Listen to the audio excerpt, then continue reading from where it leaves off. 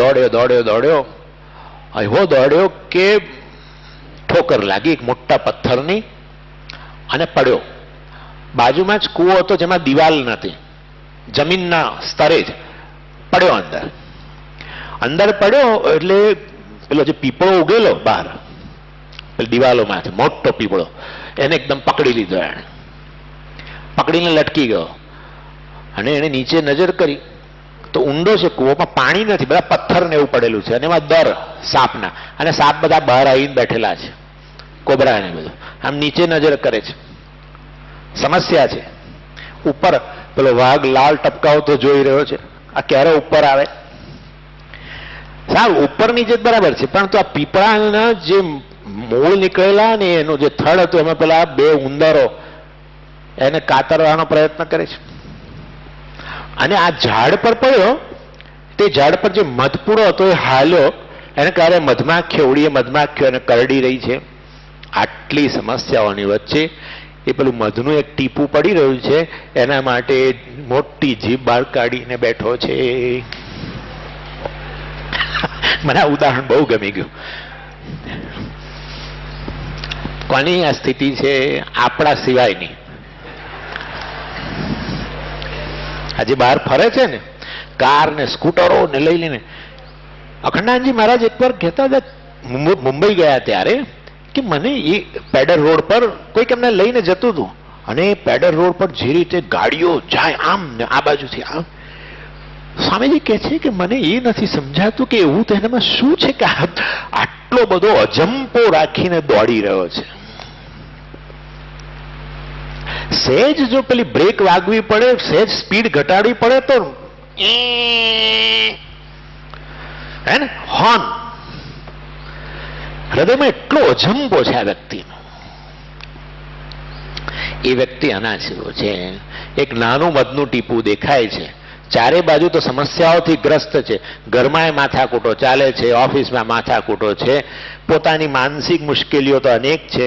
એ બધા વચ્ચે એક મધના ટીપા માટે દોડી રહ્યો છે.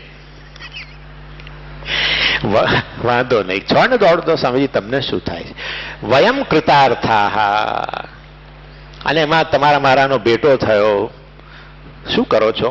આવી રીતે જઈએ. એમાં શું જવાબ? વિશ્વેશ્વર મહાદેવમાં એક ભાઈને લઈને આવ્યા. પેલા ના જ પાડતો હતો, મારે નથી આવું. તો પેલા આપણા પણ મિત્રો છે ને થોડા, કે ના, એમાં સ્વામીનો મહિમા ગયા. પણ શું કરવા? તે પેલા લઈને અડધો ક્લાસ પત્યો. હું જોઈ શકતો હતો કે એ બહુ જ અનકમ્ફર્ટેબલ હતા. માંડ અડધો ક્લાસ પત્યો, ત્યાં જ ઉભા થઈને ચાલવા મળે બહાર, કારણ કે બે જોડે જ આવેલા, જોડે જવું હતું. બહાર ફરે. પછી પેલા ભાઈ બહાર નીકળી કે આમાં તમને નવું શું દેખાયું? આ બોલ્યા, એમાં આજે બોલ્યા એના માટે તમે મંગળ શુક્ર આવો છો? આ બધું મને ખબર હતી, આપણે ચર્ચા કરી શકત. પછી વયમ કૃતાર્થા. સ્વામીજી શું ભણાવો છો? ઉપનિષદ. ઉપનિષદ? ઉપન્યાસ?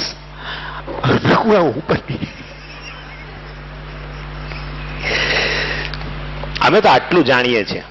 ધર્મ એટલે દેવ દર્શન કરવા, પૂજા કરવી, જપ કરવા, સ્તોત્ર પાઠ કરવા, અને બહુ તો કથા વગેરે થાય તો રામાયણ વગેરે હોય. પણ આવું અમને નથી ખબર. આવું કંઈક આવું ભણવાનું, આવી કઈ જરૂર ખરી?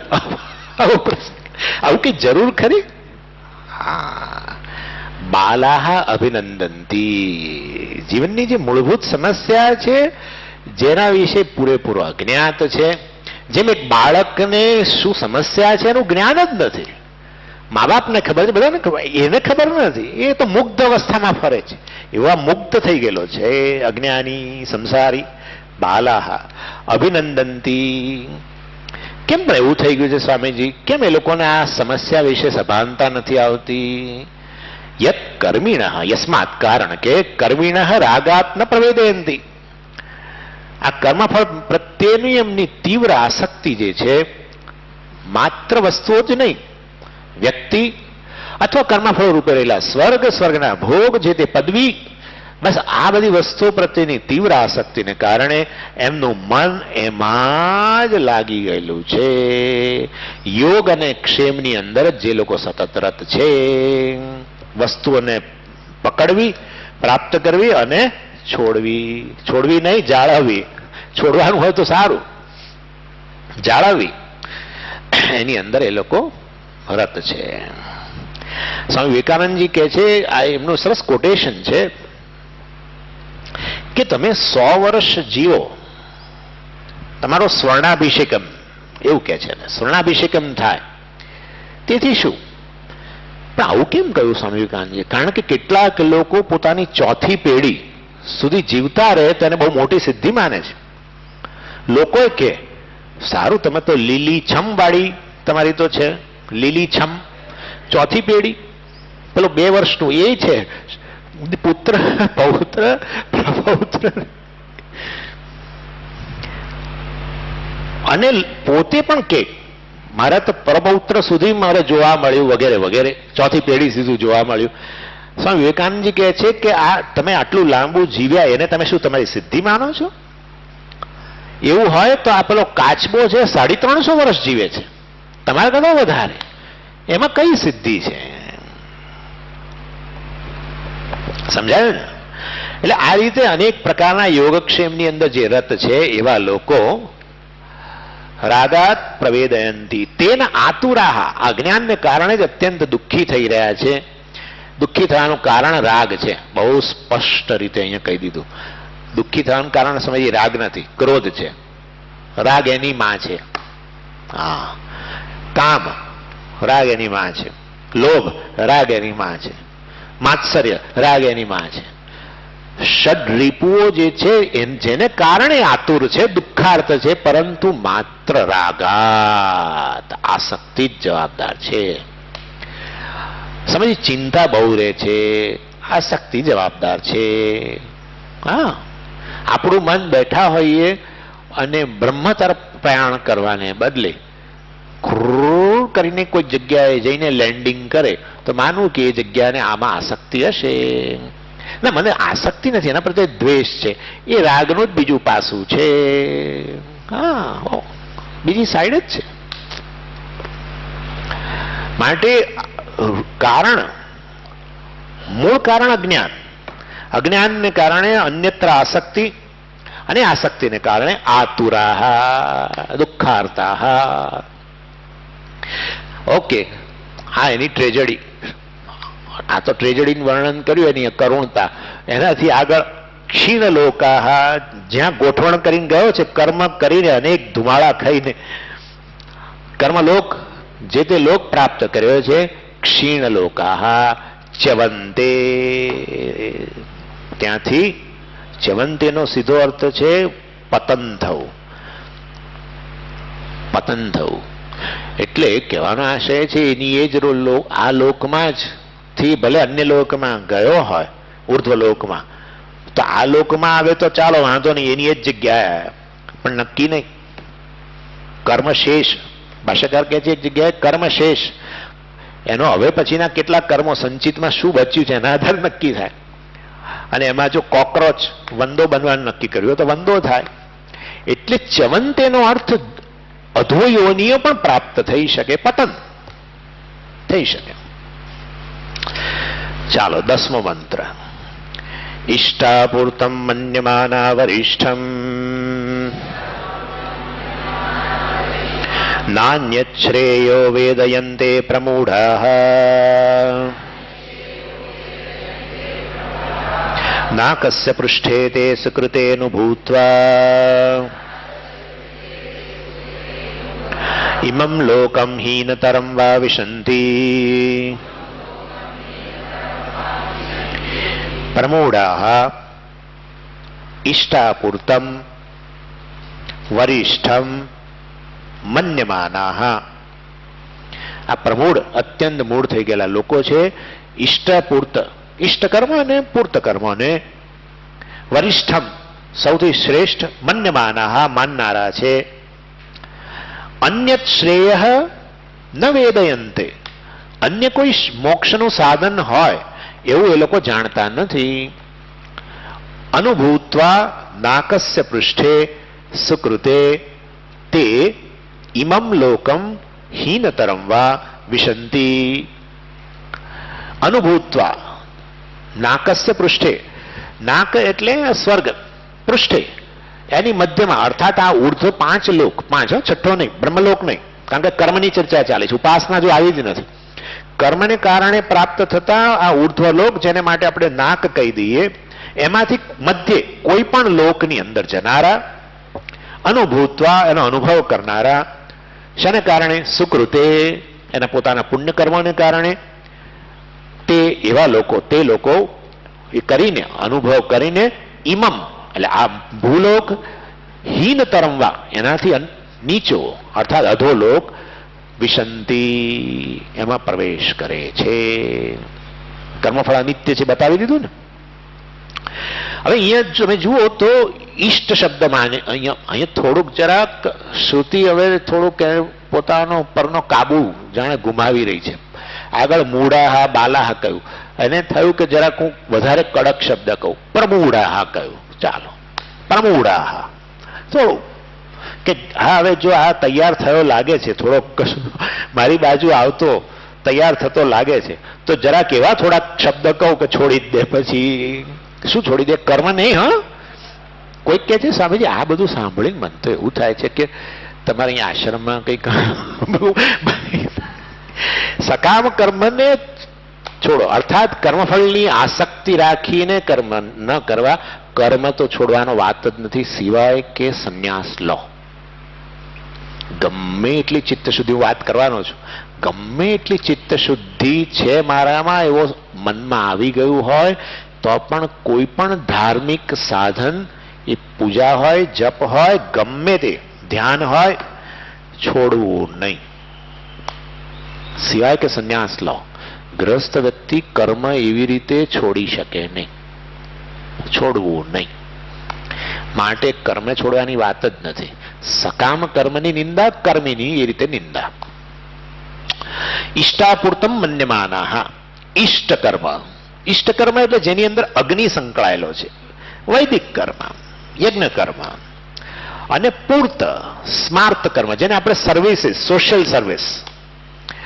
અને એના માટે સુંદર અત્રિ સંહિતામાં 2 વસ્તુ કઈ તમે લોકો જાણો જ છો. તો અગ્નિહોત્રમ તપસ્સત્યમ વેદાનામ ચાનુપાલનમ આતિથ્યમ વૈશ્વદેવમ ચ ઇષ્ટમ ઇતિ અભિધીયતે.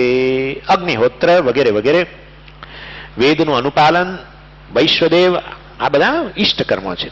વાપી કૂપ તળાગાદી દેવતાયતનાની છે અન્ન પ્રદાનમ આરામ પૂર્તમ ઇતિ અભિધીયતે. હા, કુવા ખોદાવા, બોર કરાવવા, તળાવો બનાવવા, ઢોરો માટે પાણીની વ્યવસ્થા, લોકો માટે પરબની વ્યવસ્થા, છાશ કેન્દ્રો, હા, પક્ષીઓ માટે. હમણાં તો આ વર્ષે તો પક્ષીઓ માટે અહીંયા કેટલા, આ રોડ પર જ પક્ષીઓ માટે, ઇવન લોકો માટે પણ છાશ કેન્દ્રો. કેટલા યંગસ્ટર, યુવાન છોકરાઓ આપણા હેલ્મેટ સર્કલની આ બાજુ કેટલા ઉભા રહેતા, પક્ષીઓ માટે પાણીની વ્યવસ્થા. આ બધું સ્માર્ત અર્થાત પૂર્ત કર્મ કહેવાય છે. અન્ન પ્રદાન, અન્નશાળા, ભોજનશાળા, અન્નનું દાન વગેરે. આરામ, ચોલ્ટ્રીઝ, ધર્મશાળાઓ, આ બધું બનાવું એ પૂર્ત કર્મ છે, સ્માર્ત કર્મ છે, સર્વિસીસ. એટલે આ બંને કર્મો જે છે, ઈષ્ટ અને પૂર્ત કર્મ. પહેલા તો ઈષ્ટનો અર્થ કહી દઉં. જો ઈષ્ટના 2 અર્થ છે. ઈષ્ટ દેવતામાં ઈષ્ટ શબ્દ જે છે એ ઈષ્ટનો અર્થ છે પ્રિય. પ્રિય દેવતા, મને આ દેવતા પ્રિય છે, તો એને ઈષ્ટ દેવતા કહેવાય. એ ઈષ્ટ ઈશ ધાતુમાંથી બનેલો છે. આ ઈષ્ટ શબ્દ બહુ 2 ધાતુથી બન્યો છે, માટે એટલે 2 અર્થ થઈ જ જાય એના. ઈશ ઈચ્છા, ઈચ્છાયામ છઠ્ઠા દળની ધાતુ છે, એમાંથી ઈષ્ટ શબ્દ બન્યો, જે ઈચ્છિત છે, જે પ્રિય છે. ઈષ્ટ, ઈષ્ટ દેવતામાં રહેલો ઈષ્ટ શબ્દ. અને બીજો ઈષ્ટ છે શબ્દ, એ યજ ધાતુમાંથી બનેલો છે. યજ પૂજાયામ, પૂજા કરવી. એટલે ત્યાં ઈષ્ટનો અર્થ છે પૂજા વગેરે, અર્થાત કોઈ પણ ધાર્મિક સાધન, વર્શિપ, યજન. આ ઈષ્ટ નો અર્થ છે. એમાં વૈદિક કર્મ પણ આવી ગયું. એટલે અહીંયા જે ઈષ્ટનો અર્થ લેવાનો છે વૈદિક કર્મ, નહીં કે ઈચ્છિત કે પ્રિય વસ્તુ, એવો અહીંયા અર્થ નથી. ઈષ્ટ કર્મ કરવા અર્થાત આવા યજન કર્મ, વૈદિક કર્મ જેમાં અગ્નિ સંકળાયેલો છે, અથવા આપણી સાદી પૂજા, આ બધા ઈષ્ટ કર્મ કહેવાય. એટલે અહીંયા પણ હવે પેલો જ પ્રશ્ન આવીને ઉભો રહેશે. આ ઈષ્ટ કર્મ અને પૂર્ત કર્મ જે છે, પહેલો જ જો તમે શબ્દ જુઓ, પહેલું લાઈન જુઓ તો ઈષ્ટાપૂર્તમ મન્યમાના વરિષ્ઠમ. આ ઈષ્ટ અને પૂર્ત કર્મ જ શ્રેષ્ઠ છે જીવનમાં એવું માનનારા મૂર્ખ લોકો છે. આવું ન હોય એનો અર્થ કે આ બધી દુનિયાભરમાં સર્વિસ સેવા કરનારા લોકો મૂર્ખ છે ના, એવું નહીં. વળી પાછું પેલું સકામ ઈષ્ટ કર્મ, વૈદિક કર્મ કરું ને પૂર્ત કર્મ, એ દ્વારા મારા જીવનમાં કઈ પુણ્યની ઉત્પત્તિ થાય, મારો આગલો ભાવ સુધરે, આ પ્રકારની કામના સહિત આ પ્રકારે જો ઈષ્ટ કે પૂર્ત કર્મ કરો એની નિંદા કરી રહ્યા છે. કારણ કે કયું વરિષ્ઠમ, એ જ સૌથી શ્રેષ્ઠ છે, અર્થાત એને જ મોક્ષનું સાધન માનનારા, ન અન્ય શ્રેય, એનાથી અન્ય કોઈ મોક્ષનું સાધન છે જ નહીં, એની નિંદા થઈ રહી છે. નહીં કે કર્મની નિંદા. સમજો આ વસ્તુ. ઇનફેક્ટ આ સેવા કર્મ વગેરે શ્રેષ્ઠ વસ્તુ છે દુરિતના ત્યાગ માટે, શ્રેષ્ઠ વસ્તુ. ઈષ્ટકર્મ એટલે યજન વગેરે, દેવતાની પૂજન, આ તે બધી વસ્તુઓ શ્રેષ્ઠ છે. મેં હમણાં જ કહ્યું પ્રમાણે છોડવા જ નહીં. અને અન્ય સેવા, ભૂત દયા, મેં કહ્યું હતું ગઈકાલે 2 દિવસ પહેલા, અન્ય ઉપર કમ્પેશન, કરુણાને કારણે એના માટે કંઈક કરવું. પરંતુ એ બધા દ્વારા આપણે મોક્ષની નજીક જઈ રહ્યા છીએ. કારણ કે આપણે એ બધા દ્વારા કંઈ પુણ્યની પ્રાપ્તિને, સારો લોક પ્રાપ્ત કરવાની ઈચ્છા નથી. આપણે તો ચિત્તની શુદ્ધિ કરવી છે, માટે આ બધા કર્મો કરીએ છીએ. એ દ્રષ્ટિએ આપણે એને શ્રેય નથી માનતા, મોક્ષનું સાધન નથી માનતા. અને કદાચ મોક્ષનું સાધન માનીએ તો એ પરોક્ષ રીતે છે, ચિત્ત શુદ્ધિ દ્વારા. સાક્ષાત સાધન મોક્ષનું તો જ્ઞાન જ છે. અને એ દ્રષ્ટિએ અહીંયા જે નિંદા થઈ રહી છે પ્રમોડાહ વગેરે કહું, કારણ કે કહે છે ન અન્ય શ્રેય, બીજું કોઈ શ્રેયનું સાધન જ નથી. અને ઈષ્ટ અને પૂર્ત કર્મ જે છે એ જ. અને આવા લોકો છે, તમે આ બધું ભણો છો અને આ બધો સમય બગાડો છો, એના કરતા કંઈક સેવા કરો, આવું કે છે લોકો. આ તો બધા છોડીને બેઠા છે, આ તો તદ્દન નકામા લોકો છે ખરેખર. સમાજને ભારરૂપ છે. એક જણ તો સમાજને ભારરૂપ લોકો છે. એક જગ્યાએ તો મને લાગે છે વિનોબા ભાવે કોઈક સંન્યાસીને જ કહ્યું કે તમે સંન્યાસના કપડા ઉતારી લો. કેમ? તમે જાણો છો વિનોબાજીનું મનનું જીવનનું ધ્યેય શું હતું? સેવા.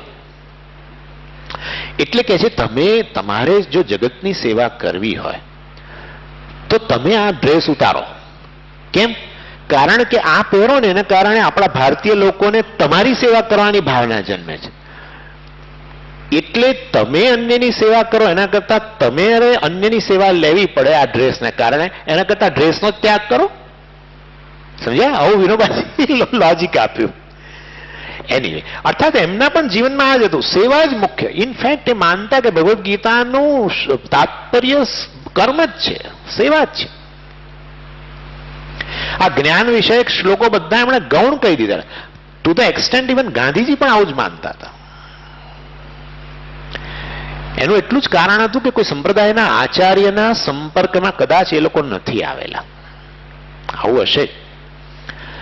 માટે કર્મયોગનું શું સ્થાન છે, જ્ઞાનનું શું સ્થાન છે, જીવનમાં શું ઈચ્છીએ છીએ, કઈ ઈચ્છા છે, સહજ ઈચ્છા છે, શું એના માટેનું સાધન શું છે, શેનાથી જીવનની સમસ્યા ઉકળે, આના માટેની એક સર્વગ્રાહી દ્રષ્ટિ પ્રદાન કરનાર સંપ્રદાયના આચાર્યના સંપર્કમાં ન આવો તો જાતે જાતે તો પછી અમુક જ શ્લોક આપણને સારા દેખાય, અમુક તો કે એ તો છે બરાબર છે, આવું છે.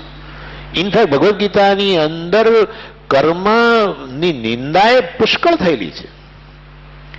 દેવાન દેવ, જો આગળ પેલું ના અંતવત્તુ ફલમ તેષામ તદ્ભવતી અલ્પમેધસામ, ભગવાન કે છે આ કર્મથી પ્રાપ્ત થતા અંતવત અનિત્ય ફળની અપેક્ષા રાખનારા અલ્પમેધસામ, મૂળાની જગ્યાએ ભગવાન કહે છે આ તો ટૂંકી બુદ્ધિના લોકો છે, આવું ભગવાન કહે છે. આ બધા શ્લોકોનો એમને પૂછીએ કે શું અર્થ કરવાનો,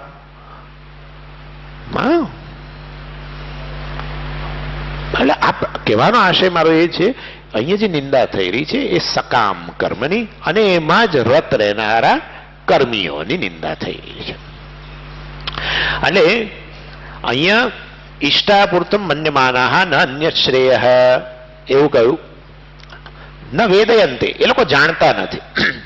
અન્ય મોક્ષના સાધનને એ લોકો ગણકારતા નથી, એવું પણ કહી શકો. એમનું શું થાય છે? પ્રમૂઢાહ બરાબર છે. સાચું કહું તમને તો વેદની અંદર તો આ જ્ઞાન સાધન જેના દ્વારા મોક્ષ પ્રાપ્ત થાય એને જ પ્રાઇમરી સાધન કહેવામાં આવ્યું છે. બાકી બધા સાધનો, બીજું પૂજા આ તે બધી વસ્તુઓને ગૌણ. અને આ લોકો એ છે એમની દ્રષ્ટિએ ધર્મ એટલે આ બધા જુદા જુદા મંદિરોમાં એ લોકો તો એટલે હદ સુધી અમુક મંદિરમાં અમુક કામના માટે જાય. હા, છે કંઈથી તિરુપતિ જાય કારણ કે એમને ખબર પડી જાય. અને એમાં આપણા આ દેશના પ્રતિષ્ઠિત લોકો પણ છે, જુદા ક્ષેત્રોના, ફિલ્મ ઇન્ડસ્ટ્રીથી માંડીને બધા ઉદ્યોગપતિઓ પણ ખરા. એમને ખબર પડી જાય કે વેંકટેશ્વરને જો દર્શને જઈએ, સલામ મારી આવે તો આટલું પૂરું થઈ જાય છે. એટલે જે તે ગણપતપુરા જવું જોઈએ એકવાર. ગણપતપુરા, હા ગણપતપુરા, સારંગપુર સ્વામીજી જવું જ જોઈએ. તે સારંગપુર હનુમાનજી કેમ ના, પણ ત્યાં ગણપતિનું મંદિર અહીંયા અમદાવાદ ના, ત્યાં નહીં, ગણપતપુરા છે. અમુક મંદિરોમાં દર્શન કરવાથી, ભગવાનને સલામ કરવાથી અમુક ઈચ્છા પૂરી થાય છે. ધર્મનો અર્થ છે વડે તો આ જ છે બધું. તીર્થયાત્રા કરવી, પૂજન કરવું, આ કરવું, બસ આ જ છે. એનાથી અન્ય શું? ના, આવું ઉપનિષદ, આત્મજ્ઞાન, બ્રહ્મ, એ બધું શું? આવું બધું છે? હા, જ્યારે વેદ શાસ્ત્રને પૂછો, શાસ્ત્ર કે છે આ જ વસ્તુ પહેલી છે. સ્વાધ્યાય પ્રવચનાભ્યામ ન પ્રમદિતવ્યમ. સ્વાધ્યાય પ્રવચનમાં ક્યારે પ્રમાદ? પ્રમાદ એટલે શું? અને આ સાધનના અનુષ્ઠાનથી અન્ય સાધનનું અનુષ્ઠાન મોક્ષ માટે કરવું એ પ્રમાદ છે. આળસ એટલે કોઈ સાધનનું અનુષ્ઠાન નહીં કરવું. મોક્ષ માટે આને છોડીને અન્ય સાધનનું અનુષ્ઠાન કરવું એના પ્રમાદ. એટલે શાસ્ત્રને પૂછો તો આ પ્રાઇમરી, આ જ મુખ્ય વસ્તુ છે. એ લોકોને પૂછો તો કે આવી વસ્તુ છે એમ પૂછે છે. પ્રમૂઢા માટે મૂળ લોકો છે. બહુ થઈ ગયું સ્વામીજી આજના દિવસમાં, વાંધો નહીં. નાકસ્ય પૃષ્ઠે, છેલ્લો નાકસ્ય, ક એટલે સુખ, અક એટલે દુઃખ, ન અક એટલે દુઃખ નહીં અર્થાત સુખ, સ્વર્ગ. પૃષ્ઠે એની મધ્યમાં, અર્થાત આ પાંચ લોકમાંથી ગમે તે, ભૂવ ભૂહુ પછી ઉપર ભુવઃ સુવઃ મહઃ જનઃ તપઃ, આ પાંચમાંથી ગમે તે લોકની મધ્યમાં આ લોકો જાય છે. અને એ લોકની જ એમને અપેક્ષા હતી, કારણ કે ત્યાં શું છે? માત્ર સુખ જ રહેલું છે. તો કેમ સુખ જ છે? ના, સુખ સુખ ને સુખ ના, ના, કમ્પેરેટિવલી મનુષ્ય લોકની સરખામણીમાં ત્યાં સુખની માત્રા રહેલી છે. એની અંદર પણ તારતમ્ય છે પાછું, જેમાં હાઉસિંગ કોલોનીઓમાં હોય છે ને એ, હા, LIG lower income group, MIG middle income group, HIG higher income group, એવી રીતે ત્યાં છે. ઇન્દ્ર વગેરે જે કોલોનીમાં રહે એ હાયર ઇન્કમ ગ્રુપ, આ વરુણ વગેરે એ મિડલ ઇન્કમ, અને કાલે પેલા છડી પોકારનારા આઈએ એ બધા લોઅર ઇન્કમ. તારતમ્ય. અને જીવનમાં જ્યાં પણ તારતમ્યના દર્શન કરો એ ત્યારે દુઃખ ઉત્પન્ન થયા વગર રહે જ નહીં. તારતમ્ય નજરમાં આવ્યું ને એની સાથે દુઃખ થયું. અને તારતમ્ય જ આ સમગ્ર બ્રહ્માંડમાં રહેલું છે. અણુએ અણુમાં તારતમ્ય છે. તારતમ્ય એટલે શું સ્વામીજી? તરપ અને તમપ. તરપ એટલે ચડિયાતું, તમપ એટલે એનાથી ચડિયાતું. તરત કમ્પેરિઝન શરૂ થઈ જાય, તરત થઈ જાય. મનુષ્ય તારતમ્ય. એ મારા કરતા એને સારું છે, એના પત્ની બધી કેવી કાળજી લે છે, મારે તો કોણ જાણે, મારે એની કાળજી લેવી પડે છે, મારે એનામાં કેટલું બધો સંભેદ છે, એ આટલી નાની ઉંમરમાં આટલું બધું કમાઈ ગયો, હું હજુ 80 વર્ષ થોડું ધનની દ્રષ્ટિએ, ફલાણાની દ્રષ્ટિએ, બધી દેખાવની દ્રષ્ટિએ, સ્વાસ્થ્યની દ્રષ્ટિએ તારતમ્ય તારતમ્ય તારતમ્ય, કમ્પેરિઝન કર્યા વગર, સરખામણી કર્યા વગર રહી શકો જ નહીં, અને એ છેવટે દુઃખ જ ઉત્પન્ન કરે. એવું ને એવું અહીંયા જ નહીં, નાકસ્ય પૃષ્ઠે ત્યાં HIG MIG LIG. અને માટે તેન આતુરા, અરે નાકસ્ય પૃષ્ઠે તે સુકૃતે અનુભૂતવા, પુણ્યકર્મોને લીધે એનો અનુભવ ભલે કર્યો, પરંતુ હિમમ લોકમ હીનતરમ, આ લોકમાં પાછા આવશે અથવા અન્યથી પણ હીન લોકની અંદર, અધોલોકની અંદર વિશંતિ પ્રવેશ જરૂર કરશે. ઓમ પૂર્ણમદ પૂર્ણમિદમ પૂર્ણાત પૂર્ણમુદચ્યતે પૂર્ણસ્ય પૂર્ણમાદાય પૂર્ણમેવાવશિષ્યતે. ઓમ શાંતિ શાંતિ શાંતિ. હરિ ઓમ શ્રી ગુરુભ્યો નમઃ. હરિ ઓમ. એક